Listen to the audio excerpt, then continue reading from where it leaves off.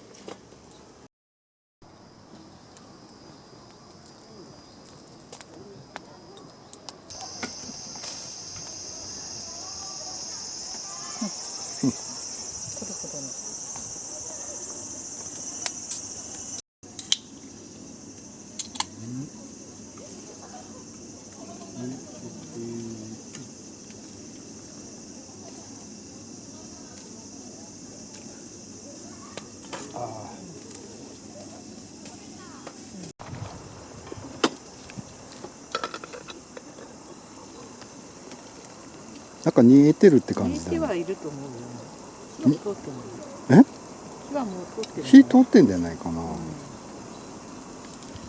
と写真撮っとく。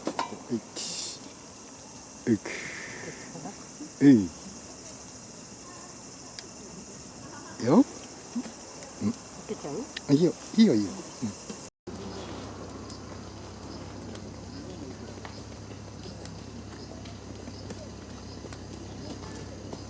結構外に出たりする時もすごく股関節の動きを大事にしてあげると、あとは馬の牽制を打つじゃないです。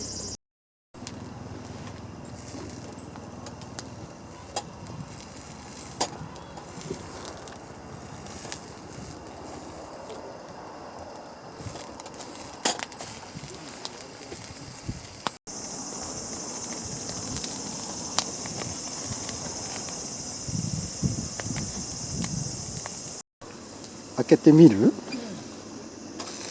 すごい油。これ。おお。とかね。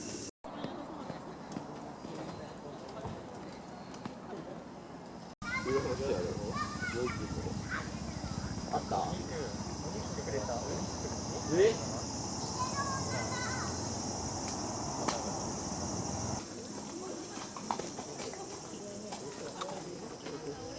うん。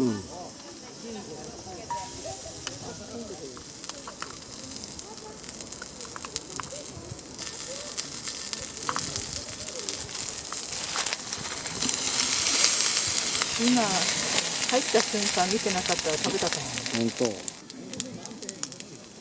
っちは多いかも。多いかな。取ってみる？